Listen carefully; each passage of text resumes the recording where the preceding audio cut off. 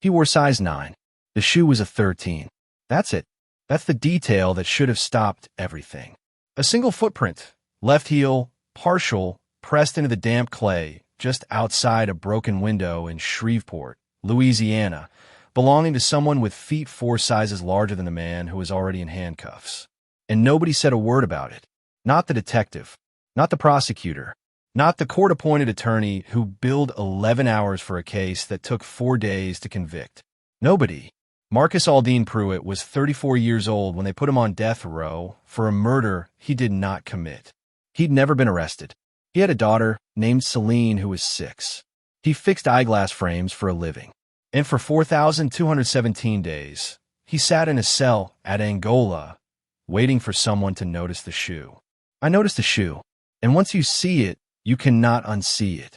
Let me take you back to March 14th, 1997, a Tuesday.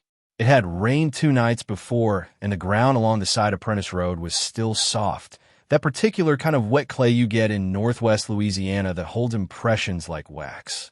A woman named Dorianne Weyrich, 52, was found dead inside her home at approximately 6:40 in the morning by her sister, who'd come to drop off groceries.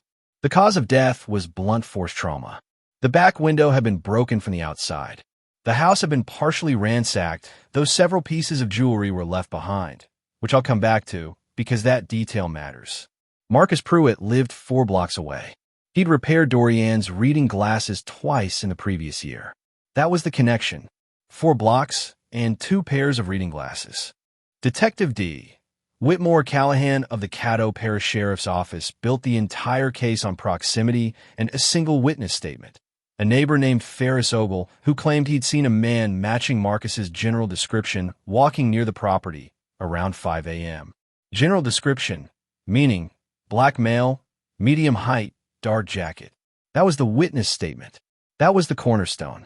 The physical evidence collected from the scene included the broken window frame, a partial palm print on the exterior sill, never matched to Marcus, a ceramic mug found overturned in the kitchen, and the footprint. The footprint was photographed. It was measured. Forensic technician Bette Larrivée from the Caddo Parish Crime Lab logged it as Exhibit 14 in her field notes.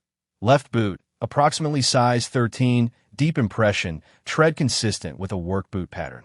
Marcus Pruitt's shoe size was 9.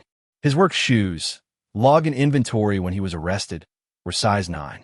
The prosecution never mentioned Exhibit 14 at trial. Exhibit 14 did not appear in the evidence summary presented to the jury.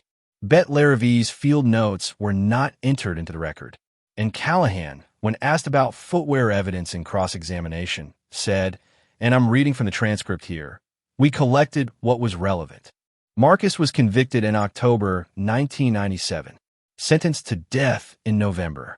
His public defender filed one appeal, which was denied. After that, Marcus had no attorney at all for 6 years. Maybe I should explain why I started looking at this case, because it wasn't obvious at first. I've been covering wrongful convictions for the Shreveport Courier-Dispatch since 2003, mostly parole board stuff, administrative failures. Nothing like this. A colleague handed me a folder in 2008, just dropped it on my desk, and said, "Take a look." Inside was a photocopy of Bette Larrivée's original field notes from the scene, with Exhibit 14 circled in red marker. Someone had gotten them through a public records request and then apparently done nothing with the information. I looked at the circled entry. I looked at it for a long time. I pulled Marcus's trial transcript. I read all 312 pages, and the footprint, Exhibit 14, appeared exactly once. In the field notes. Nowhere else. Not in opening statements, not in cross-examination, not in the forensic technician's testimony. Larrivée was called to testify about the palm print on the windowsill. She was not asked a single question about the footprint she'd photographed and measured 3 feet away. So I called her. She picked up on the 3rd ring. I told her who I was and what I was looking at. She was quiet for a moment. Then she said, and I wrote this down as she spoke, "I expected someone would ask me eventually." She said she'd logged the footprint because it was there. She'd photographed it. She'd submitted her field notes to Callahan's team. After that, she said it wasn't her job to decide what went to trial. She'd assumed it would be addressed. She'd assumed. That word, assumed, stayed with me for weeks. Now I want to show you how uncommon this actually is. Because one thing I've learned covering these cases is that people often think wrongful convictions are some kind of rare catastrophe, a one-in-a-million failure of an otherwise sound system. They're not. They have patterns. And the pattern here matches 3 other cases I found while researching this one, each separated by years and geography, each with a detail that was documented and then quietly set aside. In Decatur, Georgia, in February 2003, a man named Theo Amberlin was convicted of aggravated assault based partly on blood spatter evidence. What was not presented to the jury? A forensic analysis by a private lab, paid for by Amberlin's family, showing the spatter angle was inconsistent with the defendant's height by approximately 23 centimeters. The analysis was submitted to the prosecution during discovery. It appeared in no testimony. Amberlin served 6 years before an appellate judge ordered a retrial. The charges were dropped. Nobody explained why the height discrepancy was never raised. Wait, no, that's not. Let me say this correctly because I don't want you to think I'm making a claim I can't support. I'm not saying there was coordination. I'm not saying anyone sat in a room and decided to hide evidence. What I'm saying is that the evidence existed, it was documented, it was in someone's possession, and it did not make it to the jury. Whether that's deliberate concealment or something more banal, negligence, assumption, institutional inertia, I genuinely don't know. And maybe that's the more disturbing possibility. In Spokane, Washington, November 2006, a woman named Priscilla D. Hayes was acquitted, but only after 29 months in pretrial detention, when her attorney discovered that the sole eyewitness had given 2 contradictory statements, the second of which had been collected and filed, but not disclosed to the defense in time for the first hearing. The prosecutor's office attributed it to a clerical error that cost a woman nearly 2.5 years of her life. And in Barranquilla, Colombia, because this is not an American problem, not exclusively, a case documented by the Instituto Lorenzo de Criminologia in Baton Rouge in their 2011 cross-border study on evidentiary suppression. A man named Gustavo Fierro Melkin spent 11 years in Modelo prison for a homicide before surveillance footage from a neighboring storefront. Footage that had been cataloged by investigators at the time of the arrest was retrieved and showed Fierro Melkin in a different part of the city during the window of the crime. The footage had been logged. Nobody had watched it. Exhibit 14. The height discrepancy. The contradictory statement. The unwatched tape. For different countries, for different systems, for different decades. But if you lay them next to each other, something emerges that I can't explain away. A pattern of documented anomalies that were close enough to the case to be found, far enough from the trial to be ignored. Now here's where the rational explanation usually enters. And I want to give it a fair hearing because I think it deserves one. The standard defense of these outcomes from prosecutors, from legal scholars, from people I've interviewed who worked in the system, is that investigators make judgment calls. Evidence collection at a scene produces dozens, sometimes hundreds of data points. Not all of them are relevant. A detective's job is to build the most coherent account of what happened, and that requires filtering. Exhibit 14, the size 13 footprint, could theoretically have belonged to a first responder, a neighbor, a bystander who walked through the scene before the perimeter was secured. Callahan, in a statement he gave to the Courier-Dispatch in 2009, said exactly that. He said the footprint was considered and deemed inconclusive because the scene had not been properly cordoned before the first patrol car arrived. And I thought about that. I sat with it for a while. You might be sitting with it right now, thinking, okay, maybe that's reasonable. Except Bette Larrivée's field notes include the arrival timeline. The first responder reached the scene at 6:47 a.m. Larrivée's team was on site at 7:23 a.m. The perimeter was established at 6:52 a.m. The footprint was found on the north side of the building, in a section of yard accessible only through a locked gate that was still locked when officers arrived. No first responder had been in that yard. The field notes say so explicitly. Callahan knew that. He had access to the same field notes I did. Maybe he forgot. Maybe he misread the timeline. Maybe, and I'm being genuinely charitable here, The information got lost in the volume of material from a case that moved faster than it should have.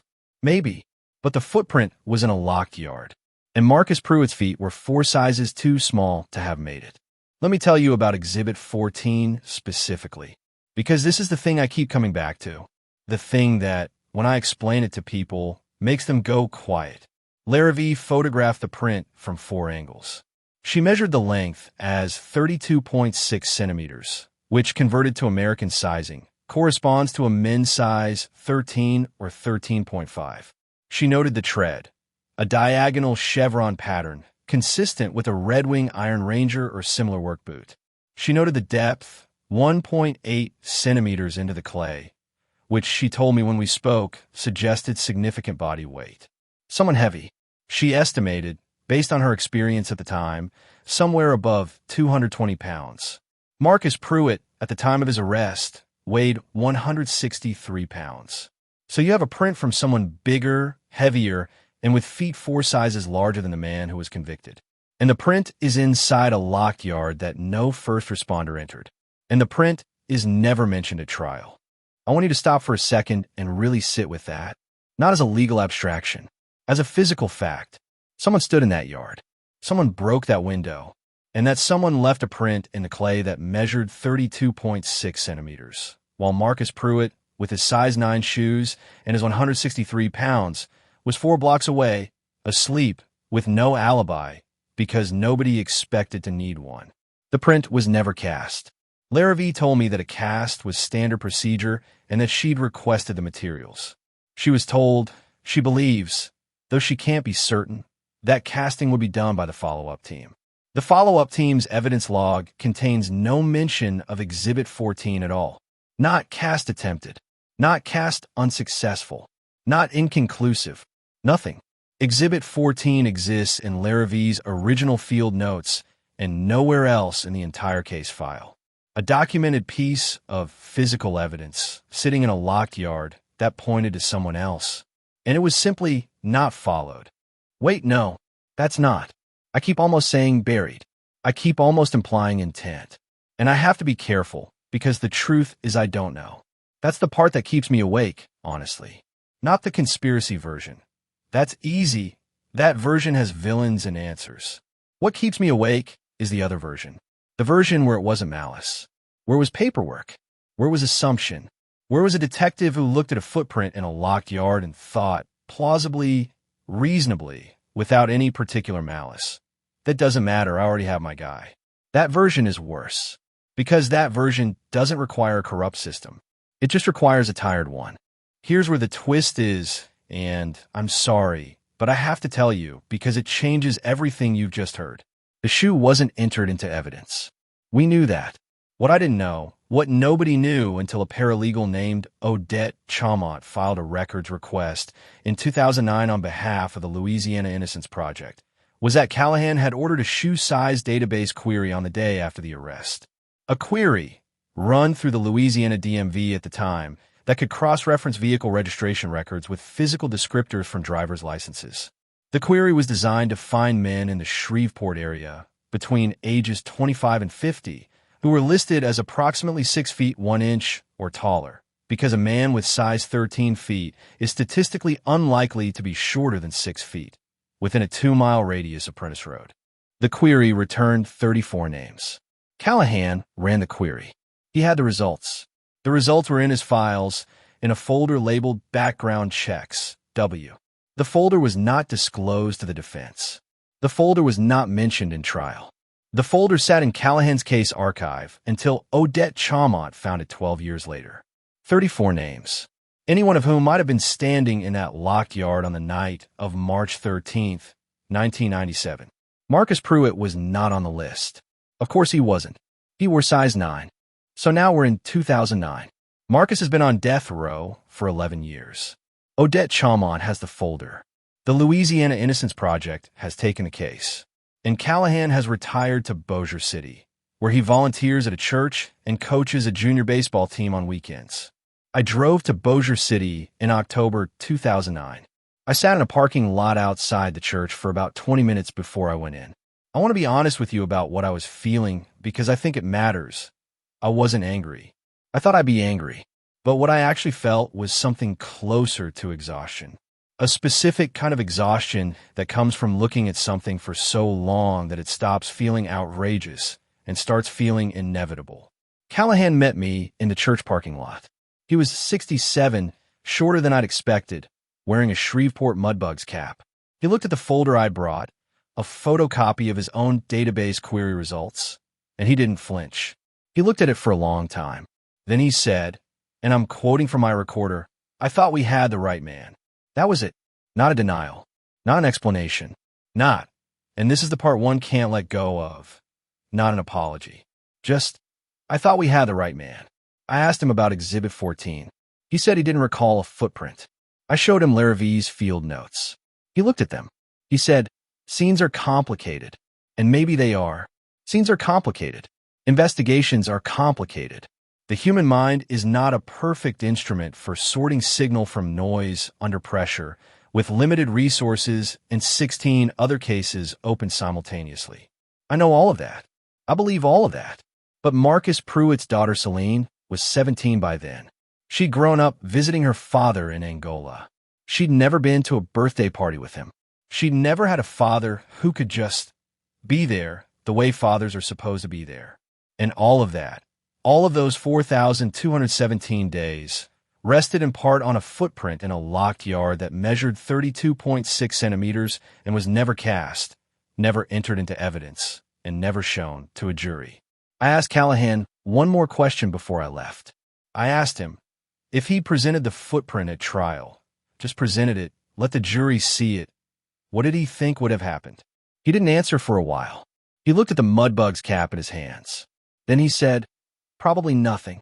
Probably the same result." I don't know if he believed that. Maybe I don't want to know. Marcus Pruitt's conviction was vacated in February 2011, following DNA analysis of the palm print on the exterior windowsill, which matched a man named Roy Clement Bro, who was at the time serving a sentence in Texas for an unrelated burglary. Bro was also 6 feet 3 inches and weighed, at his last recorded measurement, 247 pounds. He wore size 13. Bro has not been charged in Dorianne Weyrich's murder. The statute of limitations on the charge does not apply to homicide, so technically the case remains open.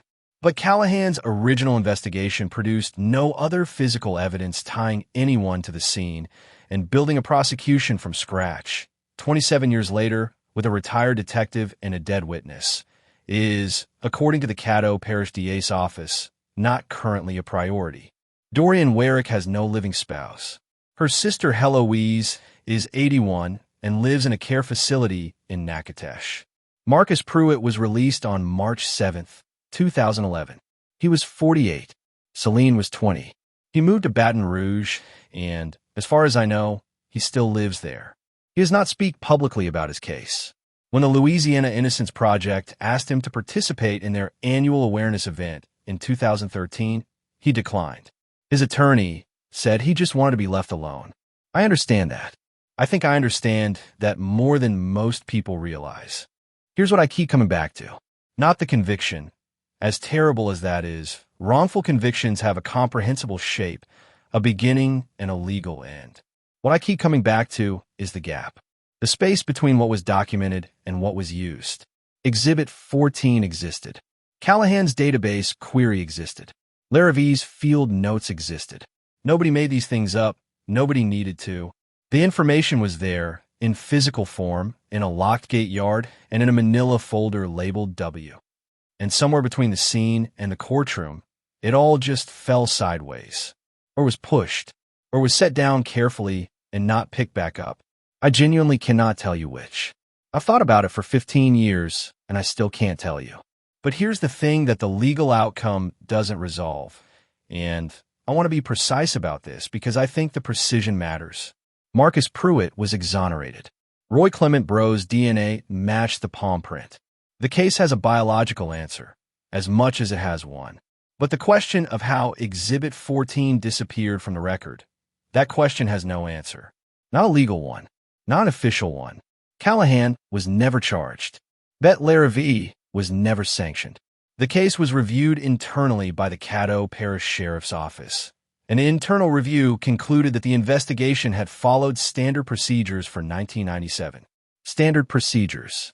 A 32.6-centimeter footprint in a locked yard, documented, measured, photographed, and never shown to the jury that sent a man to death row. And the official finding is standard procedures. Maybe there's a version of this that makes sense to you. Maybe there's a framework in which that conclusion is not just institutional self-protection, in which the word assumed, the word Bette Larrivée used on the phone, the word that tells me she thought someone else would pick up what she'd set down. Maybe in that framework, everything that happened here is explicable as a chain of individual, non-malicious failures. Maybe, but 4,217 days is not a procedural footnote. It's not a framework. It's a man in a cell with a daughter growing up without him, while a piece of clay sat in the ground 4 blocks from his house, holding the shape of someone else's boot. And that shape was 32.6 centimeters long. And the man convicted of the crime wore a 9. I don't know how to make that add up. I've tried. For 15 years, I've tried. And every time I get close to something that almost explains it, I run up against that number. 32.6. The measurement that was in the file from the first week. The measurement that should have been the first question at trial.